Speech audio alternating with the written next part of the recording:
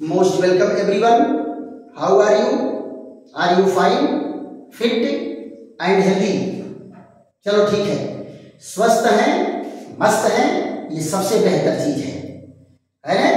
और हमेशा बेटा पढ़ाई वाला काम जो है, स्टडी वाला काम एंजॉय लेकर के किया जाता है। देखो बेटा, आज हम लोग फिर एक बेहतरीन वीडियो के साथ आमने सामने हो रहे हैं। आपको टॉपिक व्हाइट बोर्ड पर दिख रहा होगा, परमाणु क्रमांक। परमाणु क्रमांक क्या होता है, इसको आप लोग कंफर्म एक लाइन में याद रखो कि कितने प्रोटॉन नाभिक में है। किसी भी परमाणु के नाभिक में कितने प्रोटॉन हैं, वही उसका परमाणु क्रमांक होता है। दूसरी चीज, परमाणु क्रमांक ही किसी तत्व के मूल गुण के लिए उत्तरदायी होता है। किसी तत्व का परमाणु क्रमांक जब तक बना हुआ है तब तक वह तत्व अस्तित्व में है। अगर परमाणु क्रमांक बदल गया तो फिर वह तत्व नहीं रह जाएगा। राइट?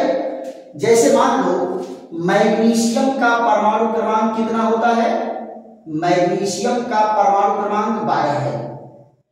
अगर मैग्नीशियम का परमाणु क्रमांक 12 न होकर के ये 13 हो जाए तो ये मैग्नीशियम नहीं रह जाएगा, ये तुरंत किसमें चेंज हो जाएगा? एल्युमिनियम में। किसमें चेंज हो जाएगा? एल्युमिनियम में चेंज हो जाएगा। अगर मान लो इसका परमाणु क्रमांक घट करके 11 हो जाए, कितना हो जाए? 11 हो जाए, तो 11 हो जाने के बाद फिर ये जो है अब मैग्नीशियम नहीं रह जाएगा, अब ये मैग्नीशियम क्या हो जाएगा? सोडियम हो जाएगा। तो मैग्नीशियम तब तक मैग्नीशियम है जब तक इसके नाभिक में 12 प्रोटॉन है। जब तक इसके नाभिक में 12 प्रोटॉन है तब तक ये मैग्नीशियम है। राइट? तो इसका मतलब क्या है कि किसी भी एलिमेंट की मेन प्रॉपर्टी को लेके कौन बैठा है? एटॉमिक नंबर, नाभिक में उपस्थित प्रोटॉनों की संख्या। क्लियर? तो इसमें जरा देखो, अगर हम इसका डिफिनीशन देंगे परमाणु क्रमांक का तो क्या देंगे? यहां देखो 3 पॉइंट में इसके मुख्य पॉइंट हैं। पहला क्या है? परमाणु के नाभिक में, परमाणु के नाभिक में प्रोटॉनों की संख्या, प्रोटॉनों की संख्या परमाणु क्रमांक, परमाणु क्रमांक कहलाता है। परमाणु क्रमांक कहलाता है। परमाणु क्रमांक क्या है बेटा? नाभिक में, परमाणु के नाभिक में प्रोटॉनों की संख्या ही परमाणु क्रमांक कहलाता है। परमाणु संख्या ही परमाणु क्रमांक कहलाता है। राइट? दूसरे पॉइंट में क्या कहा गया है? परमाणु क्रमांक ही, परमाणु क्रमांक ही तत्व के मूल, तत्व के मूल गुण के लिए, मूल गुण के लिए उत्तरदायी होता है। उत्तरदायी होता है, यानी किसी तत्व का जो मूल गुण है उसके लिए परमाणु क्रमांक ही उत्तरदायी होता है। तीसरे पॉइंट में क्या कहा गया? उदासीन, उदासीन परमाणु में, उदासीन परमाणु में नाभिक में प्रोटॉन की संख्या, नाभिक में प्रोटॉन की संख्या एवं बाह्य कोशों में, बाह्य कोशों में इलेक्ट्रॉन की संख्या, इलेक्ट्रॉन की संख्या क्या होती है? सदैव बराबर होती है, सदैव बराबर होती है।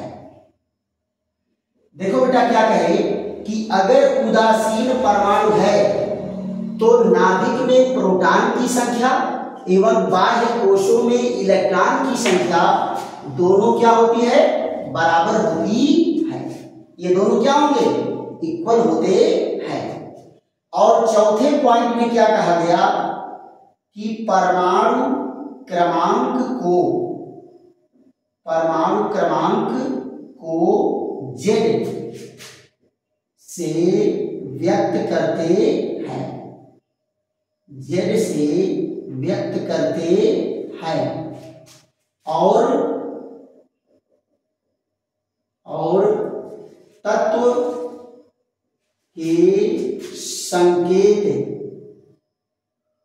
के संकेत के नीचे बाईं या दाईं ओर लिखते हैं, बाईं या दाईं ओर लिखते हैं। देखो बेटा, अगर तत्व का संकेत है x तो इस जेड को क्या लिखेंगे, नीचे लिखेंगे, या तो दाहिनी ओर या तो बाईं ओर लिखेंगे। और ये क्या है, परमाणु क्रमांक, क्या डिनोट किया गया है, परमाणु क्रमांक, राइट। तो क्या कहलाता है बेटा, फार्मूला देख लो, परमाणु क्रमांक बराबर क्या होता है, नाभिक में उपस्थित प्रोटॉनों की संख्या, नाभिक में उपस्थित प्रोटॉनों की संख्या क्या कहलाता है, परमाणु क्रमांक कहलाता है। दूसरी चीज जरा देखो, उदासीन परमाणु के लिए, उदासीन परमाणु के लिए क्या होगा, नाभिक में प्रोटॉनों की संख्या बराबर क्या होगा, बाह्य कोशों में इलेक्ट्रॉनों की संख्या, बाह्य कोशों में इलेक्ट्रॉनों की संख्या। क्या कहेंगे, अगर परमाणु उदासीन है तो जितना नाभिक में प्रोटॉन होगा उतने बाह्य कोश में इलेक्ट्रॉन होंगे। अब जरा देखो, प्रोटॉन का पॉजिटिव चार्ज कितना है, 1.6 × 10⁻⁻19 कूलम। इलेक्ट्रॉन का नेगेटिव चार्ज कितना है, 1.6 × 10⁻⁻19 कूलम। तो आप जरा बताओ, इलेक्ट्रॉन के अगर प्रोटॉन के आवेश, दोनों के आवेश की इंटेंसिटी बराबर है, उसकी दोनों का पावर बराबर है आवेश का, तो आप बताओ एक इलेक्ट्रॉन एक प्रोटॉन दोनों न्यूट्रल कर दिया एक दूसरे को, 10 प्रोटॉन 10 न्यूट्रॉन एक दूसरे को न्यूट्रल कर दिए, 50 प्रोटॉन 50 न्यूट्रॉन एक दूसरे को न्यूट्रल कर दिए। सो एटम क्या होता है, उदासीन होता है। क्यों, क्योंकि दोनों क्या होंगे, बराबर होते हैं। तो ये बेटा कहानी किसकी है, परमाणु क्रमांक की। अब इसके बाद हम लोग चर्चा करेंगे कि द्रव्यमान संख्या या परमाणु भार क्या होता है। जरा इसका स्क्रीनशॉट ले लीजिए, या वीडियो रोक करके भी आप नोट कर सकते हैं, कहीं कोई प्रॉब्लम नहीं है। तो यहां पर जरा देखो, दूसरा टॉपिक क्या हम लोगों का चलेगा, परमाणु भार या द्रव्यमान संख्या, परमाणु भार या द्रव्यमान संख्या। तो इसका भी बेटा अपना डेफिनेशन है, इसको हम लोग देख लेते हैं और उसके बाद इनका एग्जाम्पल लेकर के 2-4 एग्जाम्पल हम लोग सॉल्व कर लेंगे और फिर उसके बाद आप लोगों को कंफर्म समझ में आ जाएगा, कहीं कोई कंफ्यूजन नहीं रहेगा। तो अगला पॉइंट क्या हम लोगों का है, परमाणु भार या द्रव्यमान संख्या।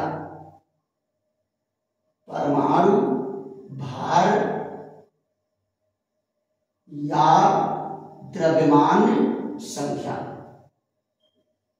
परमाणु भार या द्रव्यमान संख्या, द्रव्यमान संख्या।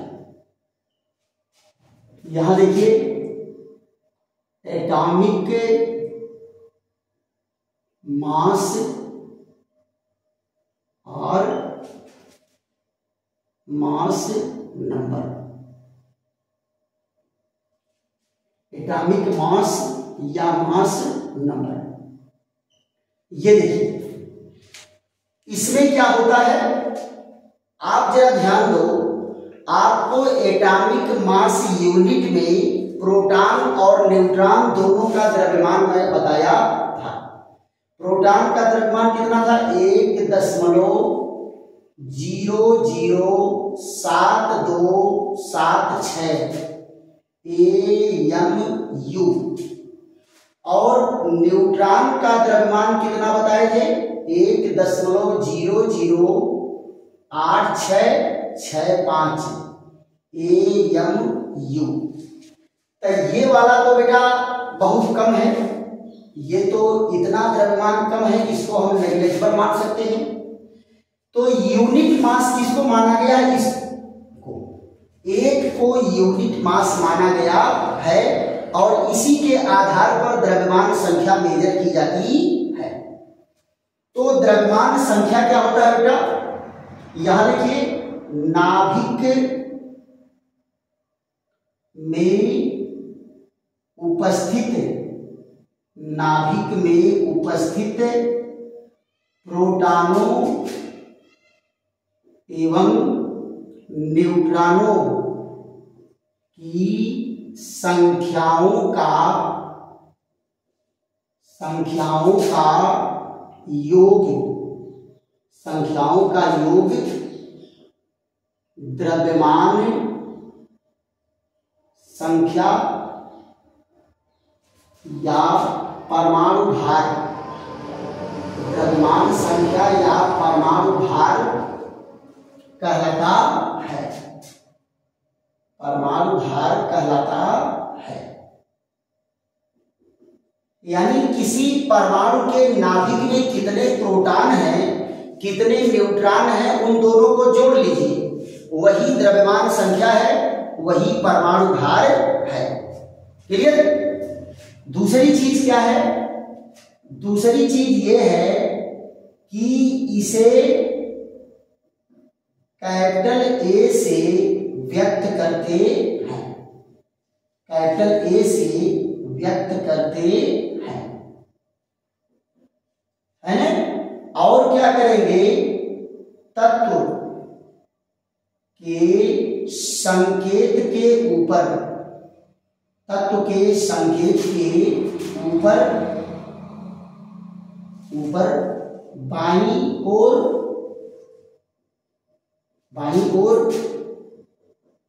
या दाईं ओर,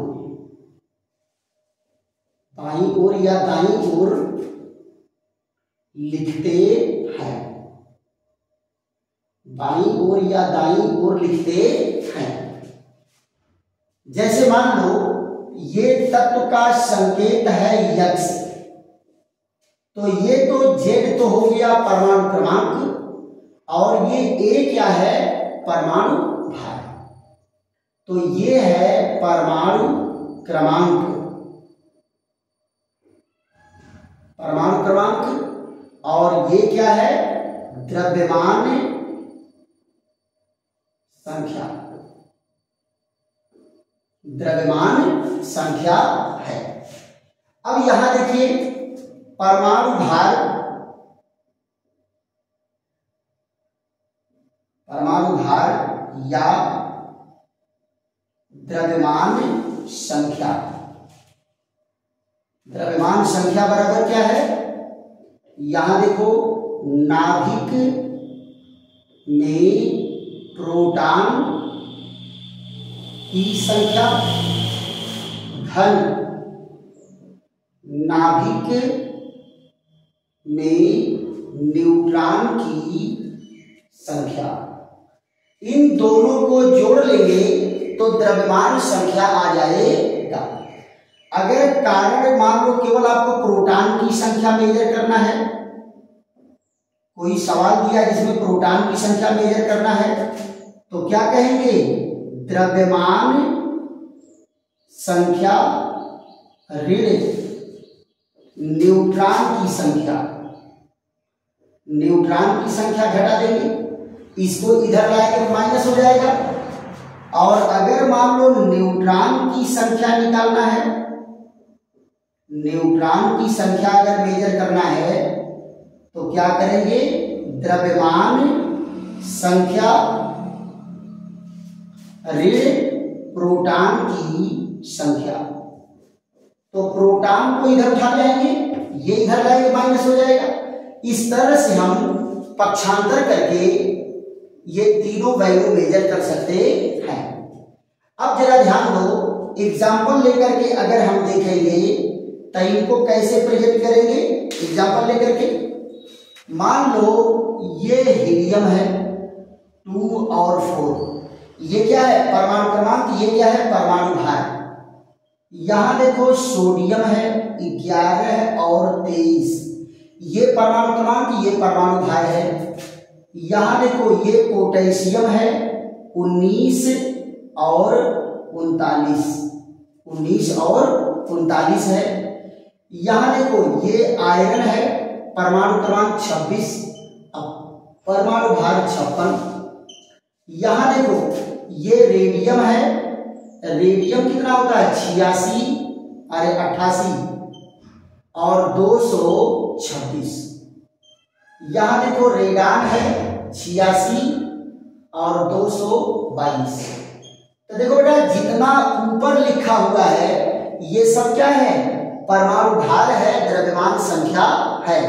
और जितना नीचे लिखा गया है ये सब परमाणु क्रमांक है। क्या है? परमाणु क्रमांक है। राइट? इनको आप फट से स्क्रीनशॉट ले लीजिए या नोट कर लीजिए, उसके बाद कुछ न्यूमेरिकल आपको लगवा देते हैं। फट से इसका स्क्रीनशॉट लीजिए। अब जरा देखिए, इनके न्यूमेरिकल पर चर्चा करते हैं और दोनों के न्यूमेरिकल एक साथ लगते हैं। ऐसा नहीं कहेंगे कि परमाणु क्रमांक वाला अलग न्यूमेरिकल लगेगा, द्रव्यमान संख्या वाला अलग लगेगा। ये दोनों हेडिंग एक साथ जो है एक दूसरे से कोरिलेटेड हैं, तो इनके न्यूमेरिकल भी एक साथ लगते हैं। तो इनके न्यूमेरिकल दो एक न्यूमेरिकल हम देख लेते हैं, उसके बाद जो है टॉपिक आपका जो है बेहतरीन। बेटा अब आपके ऊपर रहेगा कि मान लो अगर 2, 3, 4 न्यूमेरिकल मैं लगवाया और उसके बाद आप न्यूमेरिकल कितना लगा लेते हैं ये आपके ऊपर निर्भर करेगा। और कहेंगे तो एक आध वीडियो और जो है डाल देंगे। आप अगर कहेंगे नहीं सर इसके न्यूमेरिकल और कीजिए तो 2 एक वीडियो और बना करके आपको दे देंगे। क्लियर? तो यहां पर जरा देखो इसके न्यूमेरिकल में क्या है। एक परमाणु के नाभिक में 12 न्यूट्रॉन 11 प्रोटॉन है, तो द्रव्यमान संख्या और उसकी कक्षा में कुल इलेक्ट्रॉनों की संख्या ज्ञात करना है। तो देखो क्या कहा, क्वेश्चन नंबर 1, ये एक तत्व के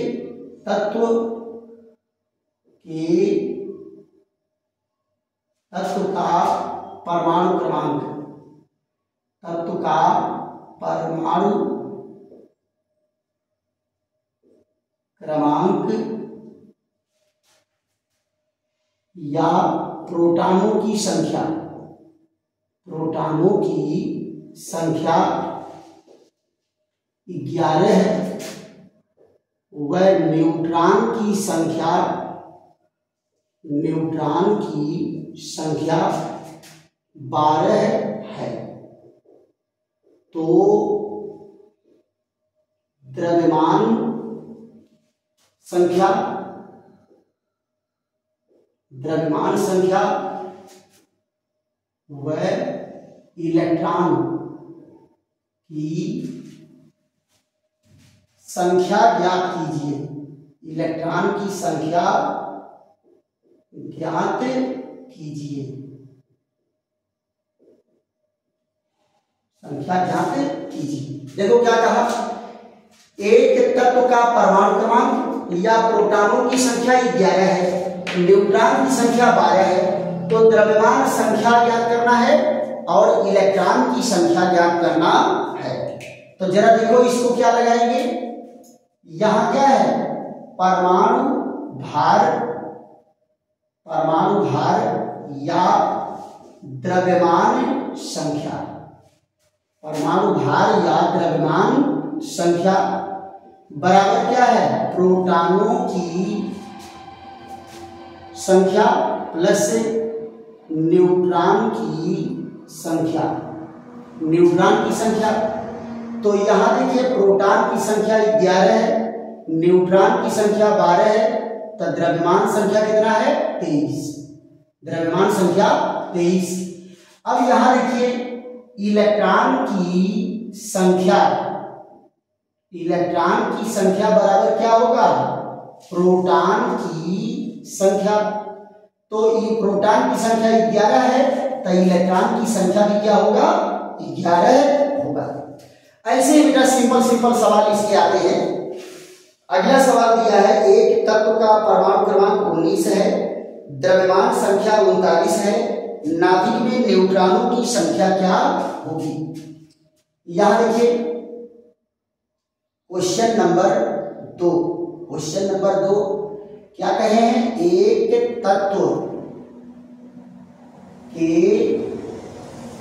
तत्व का परमाणु क्रमांक, एक तत्व का परमाणु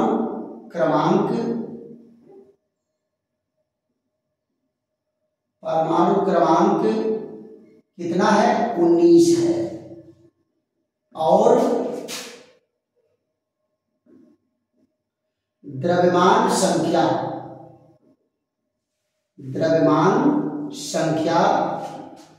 39 है, द्रव्यमान संख्या 39 है। तो न्यूट्रॉन की संख्या ज्ञात कीजिए, न्यूट्रॉन की संख्या ज्ञात कीजिए, है ना। क्या कहे, परमाणु क्रमांक कितना है, 19 है, और द्रव्यमान संख्या कितना है, 39 है, तो आपको न्यूट्रॉन की संख्या ज्ञात करना है। तो यहां जरा देखो, परमाणु क्रमांक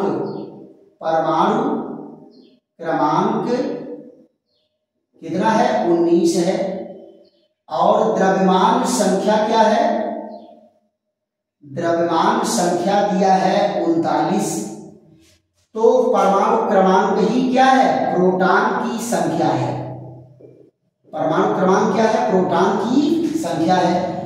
तो न्यूट्रॉन की संख्या क्या होगा, न्यूट्रॉन की संख्या बराबर क्या होगा, द्रव्यमान संख्या ऋण प्रोटॉन की संख्या। यहां देखिए 39 धन 19, ये क्या हो जाएगा, 20। न्यूट्रॉन की संख्या क्या हो जाएगी, 20 हो जाएगी, राइट। तो ये न्यूमेरिकल रहा। एक बेटा बहुत बेहतरीन न्यूमेरिकल है, इसको आप लोग देख लीजिए, और इस तरह के सवाल अगर आएंगे तो आपको थोड़ा सा ट्रबल करेगा। यहां देखो क्या कहा, क्वेश्चन नंबर 3, यहां देखिए, एक तत्व का इलेक्ट्रॉनिक विन्यास क्या है, 1s2 2s2 2p6 3s2 3p6 4s2 3p5 है, 3p5 है। तो यहां देखिए 4s2 के बाद 3d10 आता है बेटा, क्या आता है, 3d10। अब 4p5 है, तो नाभिक न्यूट्रॉन की संख्या, नाभिक में न्यूट्रॉन की संख्या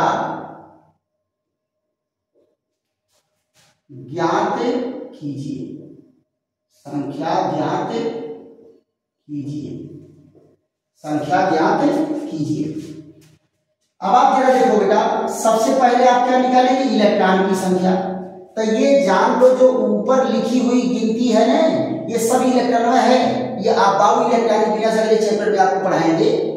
तो यहाँ देखिए 2 धन 2 धन 6 धन 2 धन 6 धन 10 धन 5, तो 2 2 4 6 10 2 12 6 18 10 28 है ना, 18 10 28।